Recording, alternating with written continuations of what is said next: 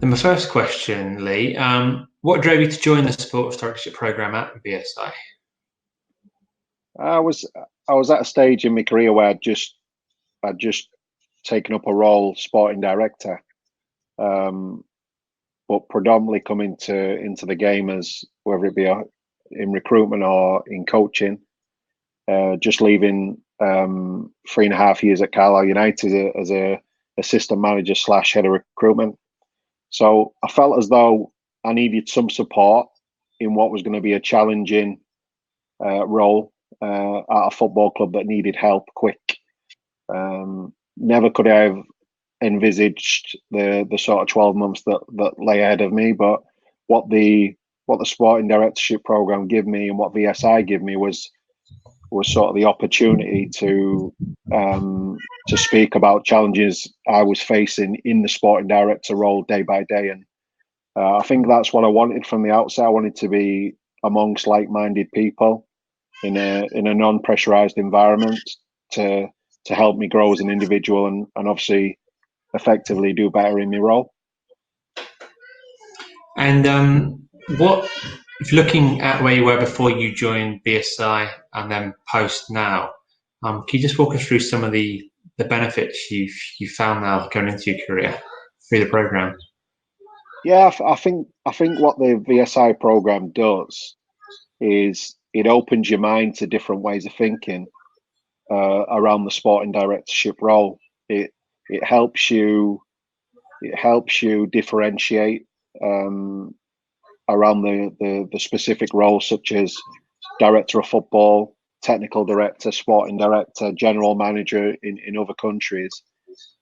But what it allows you to do is understand how structures should be, and it allows you to formulate and design, if you like, your own methodology around that. Where you see that structure and where you see that then processes to effectively run a football club, and to do it in ways that obviously be fitting to the environment and the football club that you're at, because every football club's different. Every structure will be different in some way, but there was nothing out there pre this program that sort of said, look, maybe this is the right way.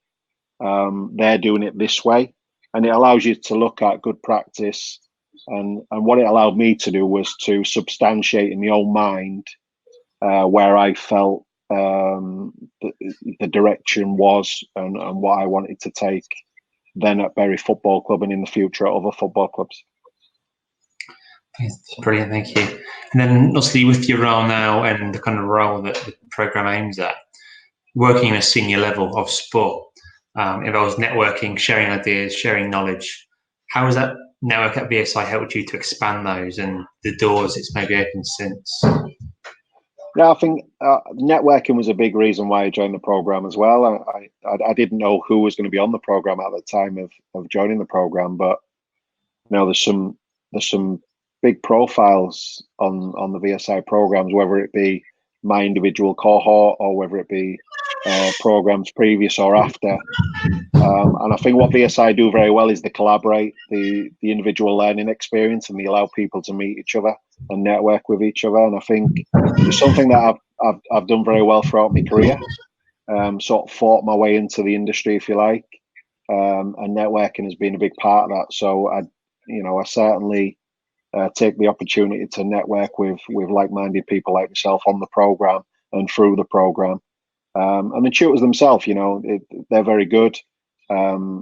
Different people for different reasons, but they support the learning experience and from different angles, whether it be a legal background, whether it be a sort of education background, or whether it be live, people who have worked in football previously themselves. There's a real support mechanism in place there, but the main one is being able to speak out in a secure environment to 25 other people at once and sort of gather their thoughts and opinions on a situation you may be facing live in your working environment. I suppose following on from that, was there any particular highlights from the program that you really enjoyed or really stood out for you that you've taken forward? Do you know what? the first day on the program was really good, because obviously it's the first time you meet other people. You know certain people through the profiles within the game and other sports. You're a little bit nervous as well in them sort of environment. It is like, you're going back to school, but you're going back in a mature environment. I really enjoyed testing my early knowledge on the sporting directorship program in that first session. I thought it was really good. We had to sort of develop our own structure, and obviously I had a live sort of situation to draw from on that. And I really enjoyed that first day. Other situations, I mean, we sat for 2 hours with Pep Guardiola as part of one of the modules, and I really took a lot from that. The way he spoke, how passionate he was, and VSI, give us that access to such an exclusive member of football. So that was really good.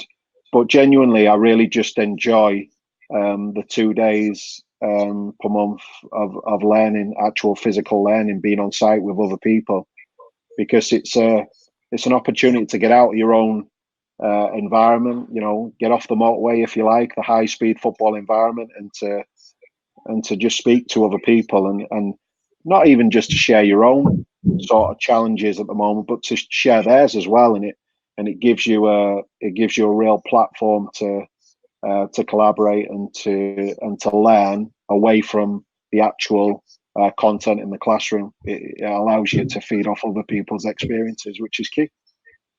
Excellent, thank you. And what advice can you give maybe fellow sports industry professionals that are looking at joining the sports directorship program? What should they be doing before going and joining the program to really ready themselves for it?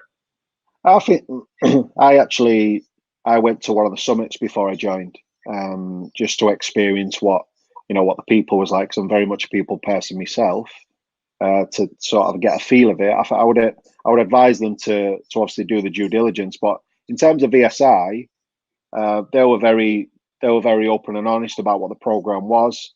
It was very professional. I felt safe in their hands, if you like, because it can be quite daunting going back to school after so long. But I would advise people to not think, because this crossed my mind, am I ready to go and do a master's program with everything that I've got going on alongside it? And I think that people just need to figure out, well, part of the process is you are learning to become that individual again. You're going back to an education setting where they will help you become, that end product, if you like. And I'm very close to that point now. And I think that what people should think about is, rather than being ready for the program, they should think about how much it can help them become a better person, not just in the role, but as an individual, and the network that it opens up for you. I think that's the key thought process that I would advise anybody else considering sort of further education alongside a busy schedule, certainly in football. That's great, thanks, Lee. So that's kind of my program question. I've got 2 or 3 now on Brentford in the current season. That's all right. Get your thoughts on that. So obviously it's been an incredible season so far. 3 more games coming up. How excited are you and everyone at the club for certainly the next week? Yeah, I mean, everybody who works for Brentford's very excited at the moment, because it's a football club that, if you go back to the sporting director sort of setting and the structure of how a football club should look, Matthew Benham, Phil Giles and Rasmus Ankerson have the football club, in my mind, how a lot of football clubs should run in terms of structure. So Brentford for the last 5 years has been on a process, or on a road to achieve eventual success. It's been achieving success quite regularly through obviously player sales and steadily improving the results on the pitch.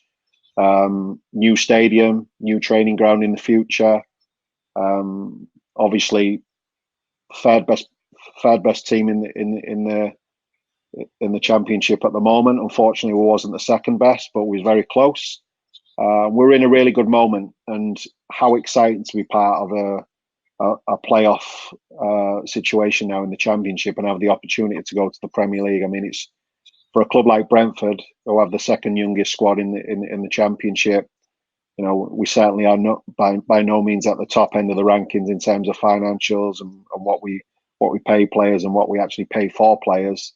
But we're run by very good people. I mean, the people at the top have worked so hard for this moment, and I just hope that we can repay them and get them back into, not back into, actually get them into the Premier League for the first time. It'd be unbelievable. It'd be brilliant.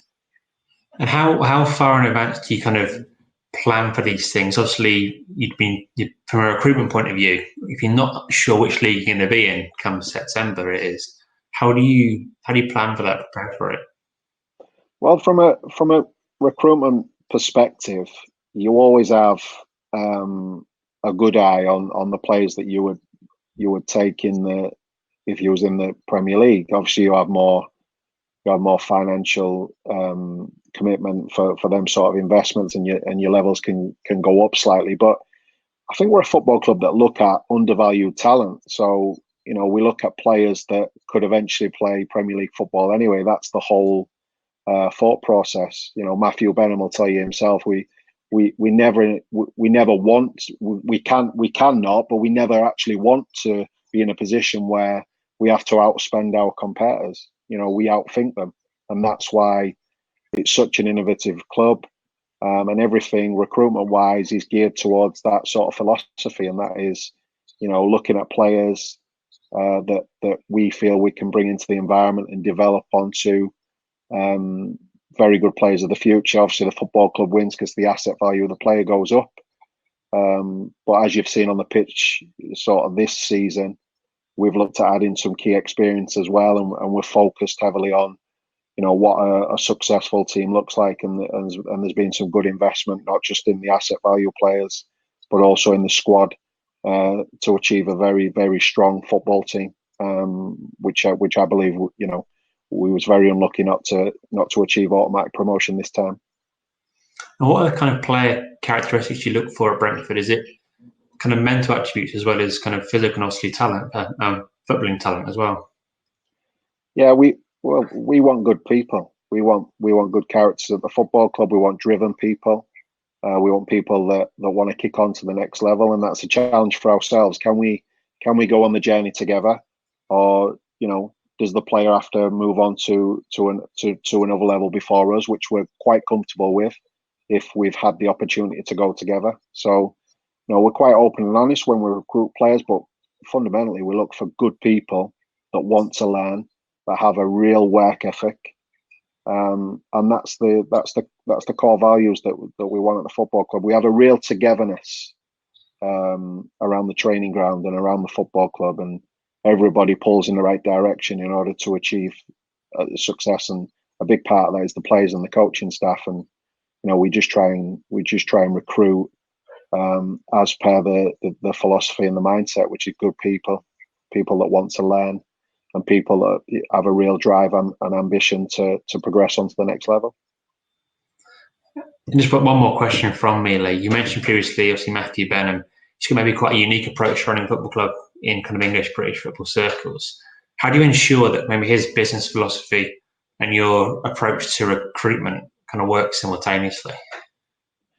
Well, first and foremost, I've adapted to Brentford in terms of, working towards what's been working for the football club for the last 4 years. They're very strong on the values.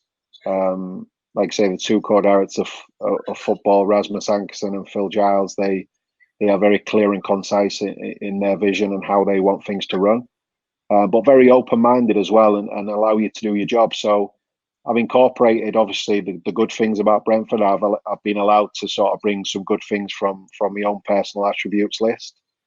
But again, back to the philosophy of the football club, which is recruiting young, aspiring, talented footballers of the right attribute list. Good people that want to kick on and learn and progress to the next level. And Brentford have some fantastic, different ways of helping that process along, which I've bought into and I've needed to buy into because it's Matthew Benham's football club. But it's by no means a bad thing. I think the way the football club run before I was here was very good, and hopefully I've added to that, and I've adapted slightly my own myself towards helping them become better. And I think this season it's proven. We've broke I think it's a 70-80 year record. We've finished with the highest point tally from that period. We scored the most goals.